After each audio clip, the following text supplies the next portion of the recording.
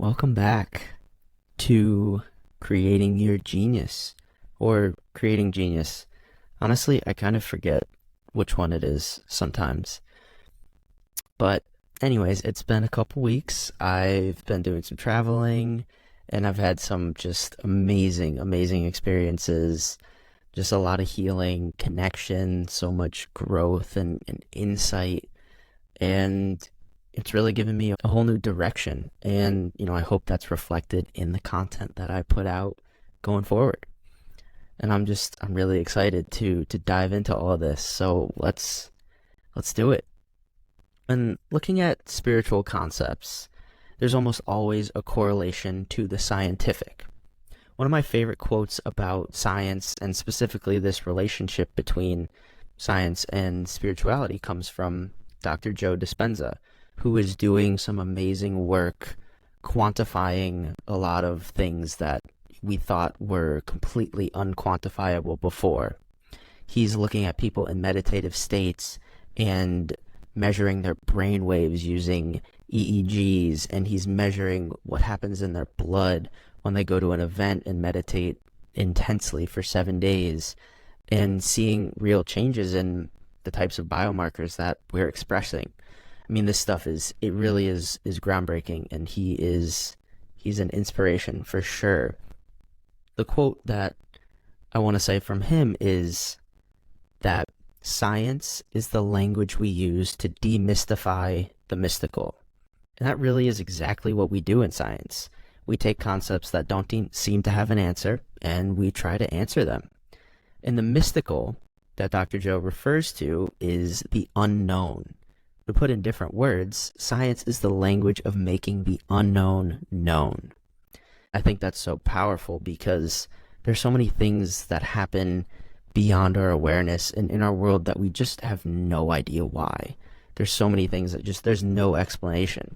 And science really has always been the asking of questions and creating hypotheses to figure out a little bit more about this unknown.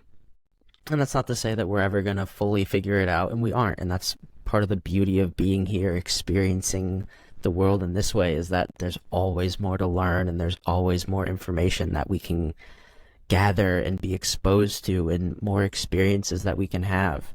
And it's, in my opinion, it's really hopeful and it's amazing. I want to take that concept of taking the unknown and making it more known, and I want to reverse engineer that a little bit. I want to take a spiritual concept that can be looked at as sort of not exactly scientific and put some of the science behind it to make it, make a little more sense. So that concept is chakras, or what Dr. Joe calls energy centers, and I like that better. In Hinduism and Buddhism, there's a mention of somewhere between 5 and 8 chakras, and each has a specific energetic meaning in terms of how we relate to the world. The Western society and cultures here in America and whatnot have taken the word of chakras and created many meanings about it. Some are rooted in reality, and some are not quite as rooted in reality. And again, that's one of the reasons why I like energy centers better, is because it doesn't carry that same stigma as chakras does. The main point here is that there really is a scientific reason for why these specific areas in the body, the chakras or the energy centers, are given higher regard. And part of that goes back to nerves, that nerves are one of the most electrically active parts of our body, especially in our brain, where we move massive quantities of positive charges into neurons to send signals all throughout the body. That is true for these other clusters of nerves. The brain is the biggest cluster of nerves, but we have clusters of nerves that kind of run all throughout our body, and there are places where they become more dense. And when there's more density of neurons, these parts of the body are more active. So because these centers have nerves, and they're larger clusters than, let's say, a point in my elbow, when these nerves are all active in coherent ways or orderly ways, They have minds of their own. And when we express each of them, we are informing them, or they are being informed by certain frequencies that creates the expression. Let's tease that out a little bit. There's this idea that our bodies emit these fields of light. But I think the truth of the matter is actually that there are fields of light that slow down enough to emit our bodies. And I know that sounds a little bit crazy, but one of the ways I like to think about this is in terms of the fact that in chemical equations, energy always flows from the highest energy state to the lowest. And so if we know that light has more energy than matter, it would have to be that light is informing matter, and as light slows down, it basically tells the matter how to express itself. So when working with this, we are accepting that the energy, light, or frequency is actually what creates our bodies, and not that our body is emitting a certain energy or light pattern. An example of this, I think this is a really good one, is when we get sexually aroused. It's that we tune into the frequency of sexual energy, and there are an unlimited amount of frequencies that exist out there, and we can't really quantify them.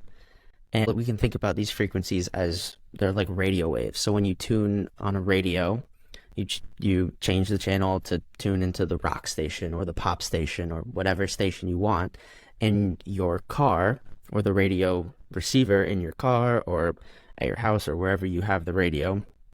I'm realizing that this is kind of an outdated analogy.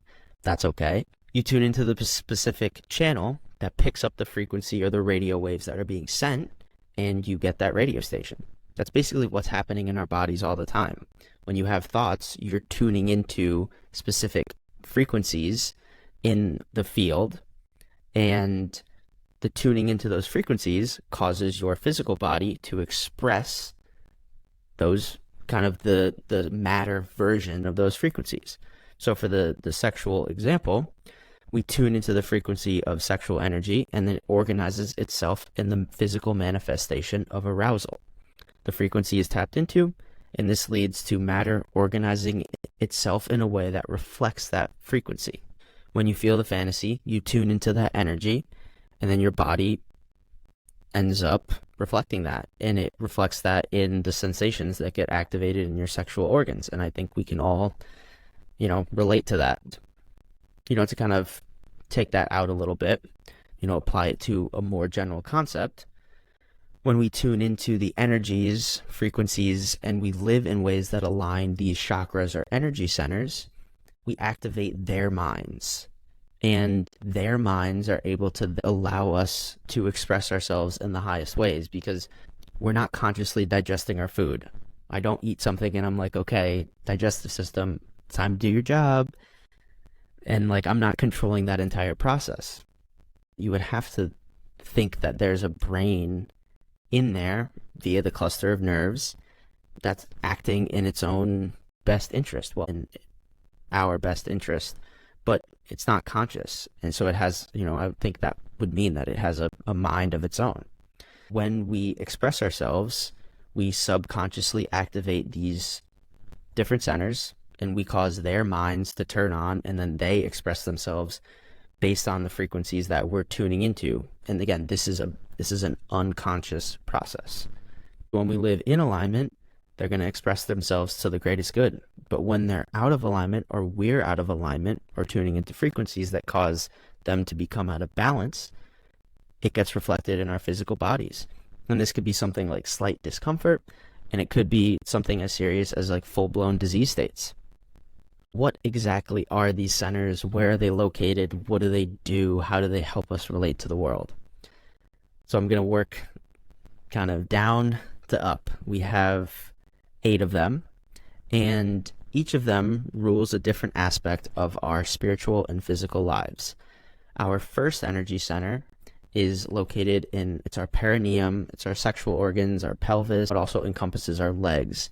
And this is going to be our connection to the earth. It's going to be our passion. This is where creative energy comes from, because sex is the act of creating life, and that the release of that sexual energy to create a baby happens in that first center.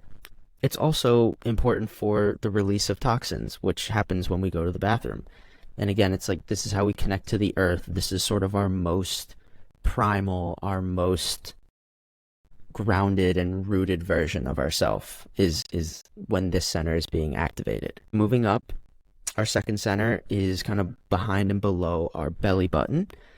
And the main organ here is going to be our intestines, both small and large.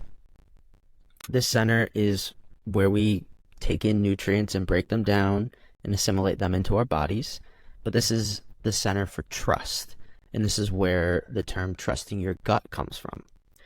And it would make sense then that our guts have their own nervous system called the ENS, or enteric nervous system, and this contains a massive amount of neurons. An important part of our intestinal function comes from our microbiome, and the microbiome are going to be a very important part of this center. I love the fact that this center encompasses our microbiome because this is the center for trust and safety.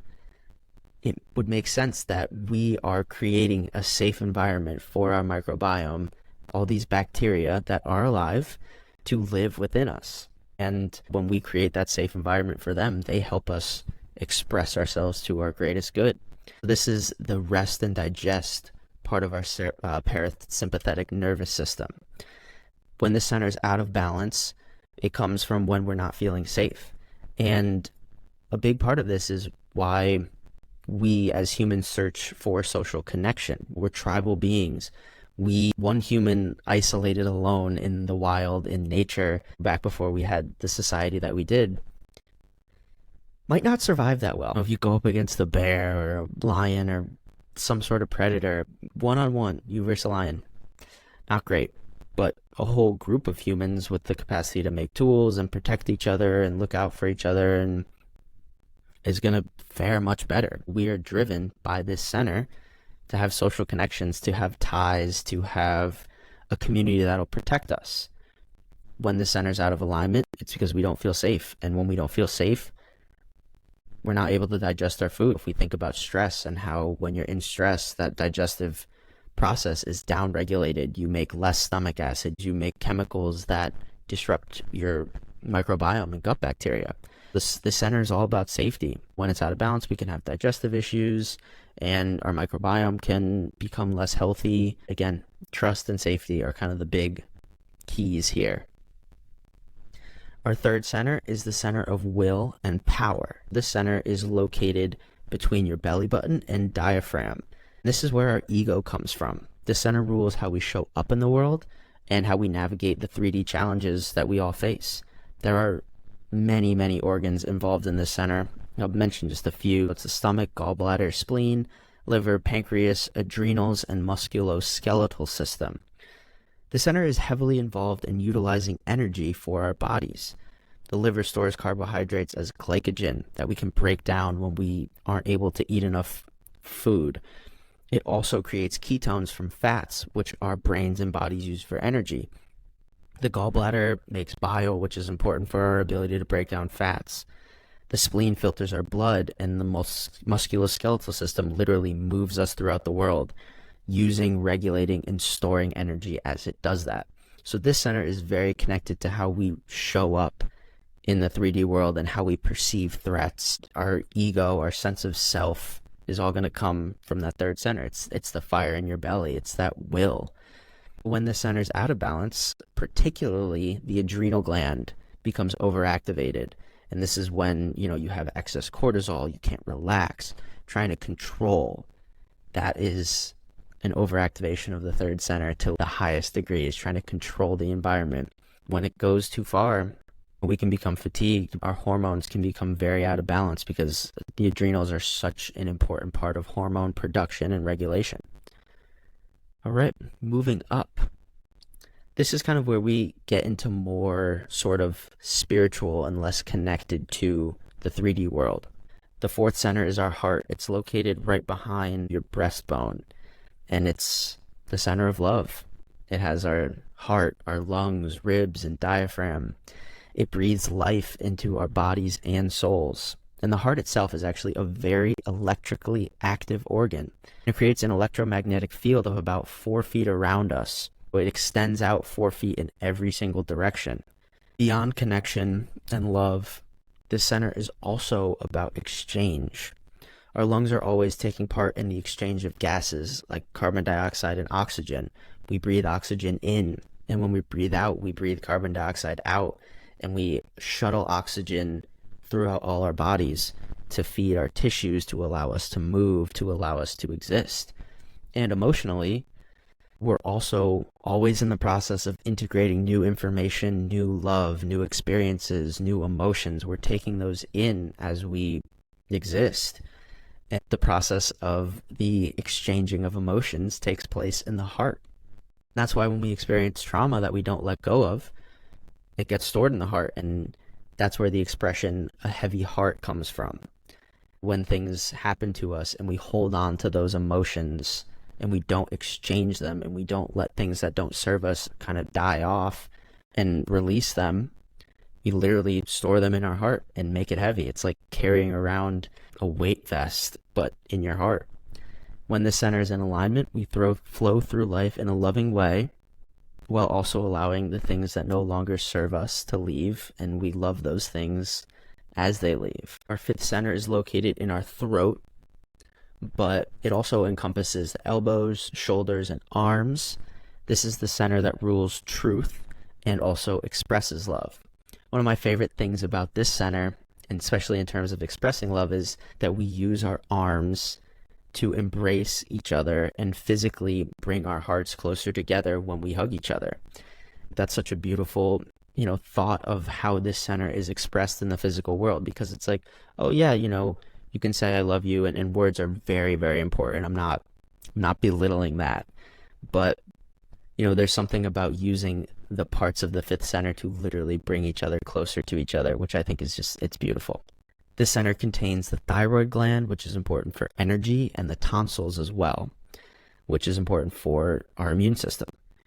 This center allows us to create in the physical world with our words, but also in the form of art, music, and movement like sports, which are all things that are heavily involved with the arms. The arms seem to be a very important way that we interface with our world, and an important way of how we create. I think this is pretty obvious, but telling the truth is so important for the health of this center. But not just saying things that are true, but also expressing ourselves in the most authentic way. Authenticity vibrates with one of the highest frequencies possible, and giving our gifts to the world is one of the ways that we express ourselves authentically. Our fifth center allows us to express that authenticity. When the center is out of balance, things like allergies and throat inflammation can occur. I think there's something really important in the fifth center about rejecting and accepting our environment. So when we try to reject our environment and fight against it, this center becomes out of alignment. Notice how when you want to tell someone off, or you get really pissed at them and you're getting ready to fight, your throat kind of clenches up and your voice changes. And in the same way, when your body reacts to something in the environment that it is rejecting, like in an allergy, it can become so severe that your throat literally closes up because of the inflammation. This center, it's going to be all about authenticity and truth and acceptance. The sixth center is located in the back of the brain. The most important parts are going to be the hypothalamus, pituitary gland, and pineal gland. These glands are very important for creating chemistry. This center is called our third eye, and it becomes most active when we tune into frequencies and dimensions different than the 3D world. I think a really good example of this is when we dream. We don't really know exactly what happens or why we dream, but I think we can all agree that we're definitely tuning into things that are not of this dimension while we're dreaming. Especially talking about things like lucid dreaming or psychedelics, and psychedelics often mimic chemicals that are created from the pineal gland. That gland is really powerful in connecting us to things beyond this 3D world. The hypothalamus, pituitary, and pineal gland all synthesize hormones that regulate our nervous system. The pineal gland makes melatonin and serotonin, And the pituitary gland makes hormones that activate our adrenal gland, activate our thyroid, and have really important downstream effects in the body. Because of this, our sixth and third centers are intimately connected. And I think the reason for this is because our third eye, or sixth center, is the center of the unknown. It's all about the mystical. It's all about tuning into things that we don't know and allowing them to fill us with whatever they have in store for us. And our third center is all about controlling and will and overcoming. And so literally when we activate that third center and the adrenal gland, or when we tune into frequencies that cause stress and want us to control our environment, we take energy from the sixth center and we turn it into chemistry. And the main hormone of this is something called ACTH, adrenocorticotropic hormone. This hormone then goes down and tells the adrenal glands that it's time to make cortisol and it's time to fight, it's time to run, it's time to control the environment. We're literally drawing energy out of our third eye when that third center becomes too active. It blunts our ability to lean into the unknown, and it downregulates the pineal gland. Beyond just serotonin and melatonin, the pineal gland can take the amino acid tryptophan and do some pretty wild things with it.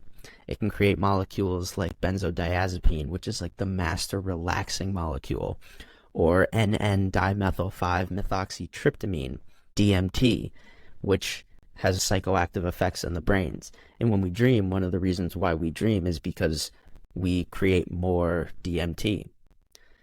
When this center is aligned, we thrive in the unknown, and we use our intuition to guide us through our lives.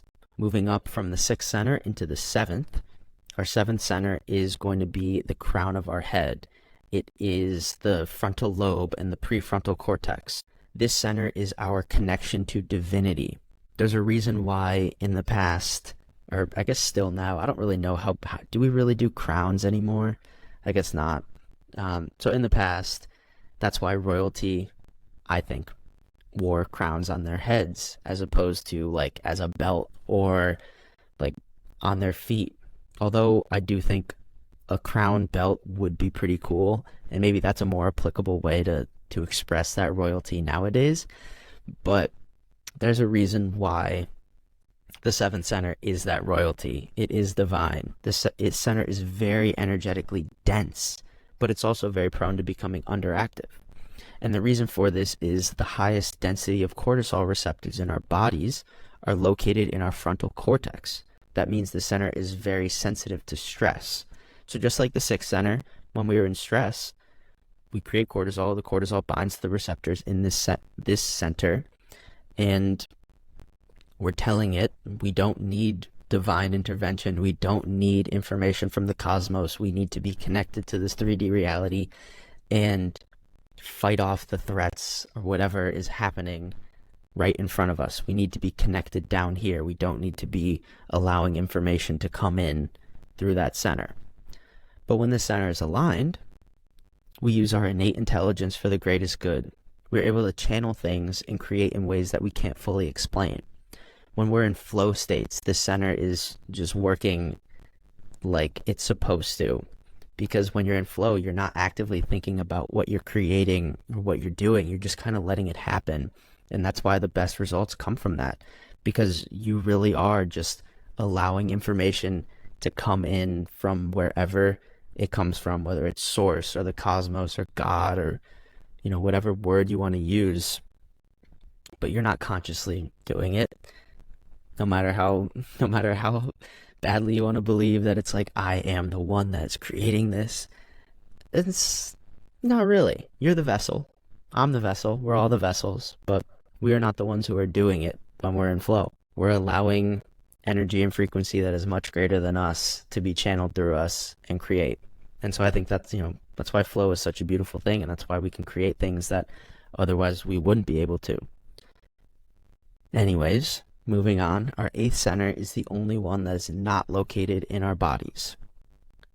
Technically, the location is above our head, maybe 12 to 18 inches, but it really signifies our entire energy field. It's the aura that we project into the world. This center becomes aligned when the other 7 centers are working in harmony. But I believe that it's especially impacted by the heart because of the way the heart emits that 4-foot electromagnetic field. One of the things that Dr. Joe Dispenza says often is once you get that energy from those first 3 centers into the heart, it goes straight into the brain. And I think, part of that has to do with the heart's electromagnetic field. So when you're able to pull the energy in there and the heart gets really coherent and really orderly, and you're just operating in love, your field gets really powerful. And when your field gets really powerful, it sort of signals to 8, all right, we're in alignment, let's do this. And so it kind of just allows 5, 6, and 7 to fall into place. And so I think, 4 and 8 are very intimately connected. And 8 is the embodiment of the unknown. It's not even in our body. I can't even tell you the organs or whatever is part of it because it's so unknown. And so it's fully surrendering and allowing it to be. So we've gone over the centers, a bit about what goes on with them. So why is this important? And what does this have to do with what the premise of my podcast has been up till this point, which is gene expression? So let's go back to how frequency and energy informs matter, and the idea that when we tune into different frequencies with our minds, things happen in our bodies. Another great example of this is when a coworker stresses you out. Let's say that person triggers you, and you think some sort of thought like, God, Janet is so annoying. I can't believe she's complaining about the fact that they didn't have decaf coffee at our cafeteria. I don't know. Something like that. When you think that thought, you might even feel yourself like tighten up physically, like you're getting ready to fight. That thought, it activates the HPA axis in your brain because you're tuning into that frequency of frustration. And that information as frustration comes in and it tells your pineal gland, pituitary gland, and hypothalamus, okay, we need to get ready for a fight. Janet's pissing us off. We might have to punch her in the face. When you think that thought, it activates the HPA axis in your brain, which activates genes to produce ACTH. So let's think of the genes as basically the messengers that take the information as frequency and turn it into chemistry.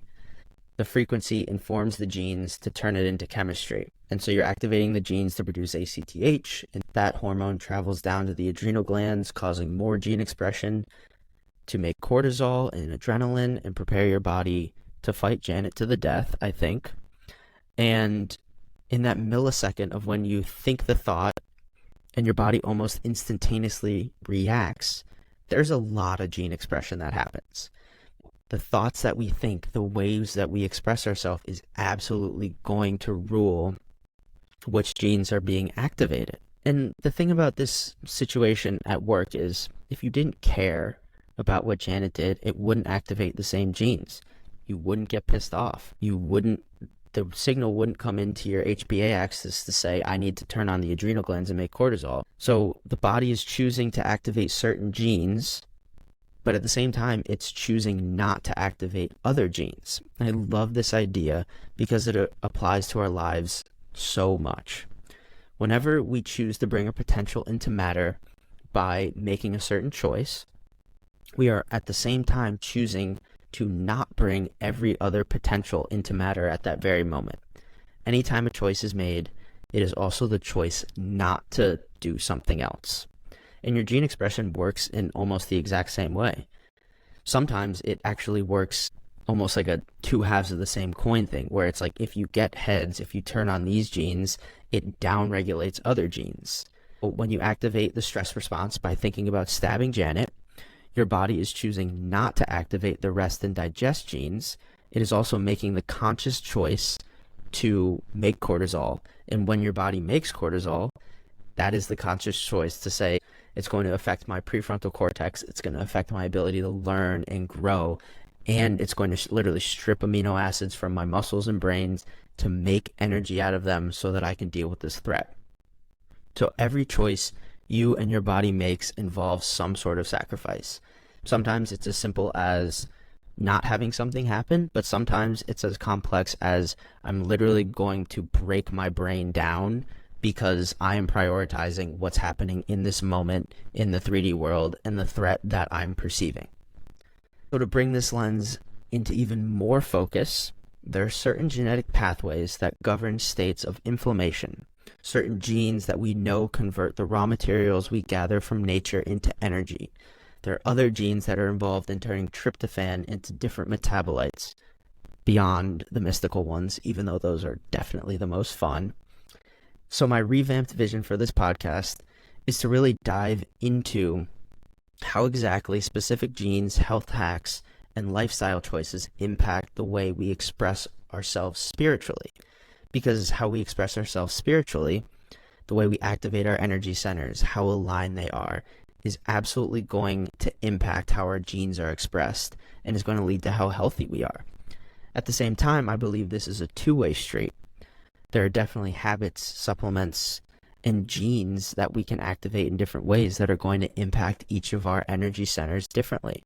And we can use the 3D expression of matter to enhance our spiritual practice, just as we can use our spiritual practice to enhance how we express ourselves as 3D matter. When we enhance our spiritual practice and we align ourselves, just like I was talking about with that seventh center, it connects us more fully to whatever you want to call that energy, whether it's God, source, the universe, the cosmos. That's our life force. That is what breathes us into us.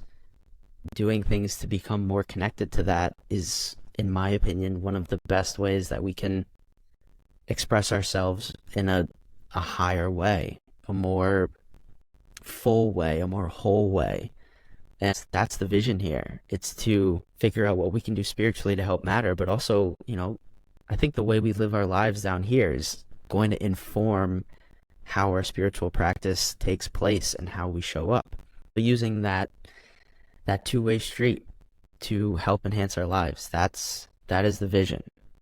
I'm so excited to have you take the ride with me, and I'm so excited to go a little deeper and create genius from a level greater than matter, but at the same time use matter to create even more genius and combine all of that to continue to make something amazing out of it. So thank you, and I will see you next time.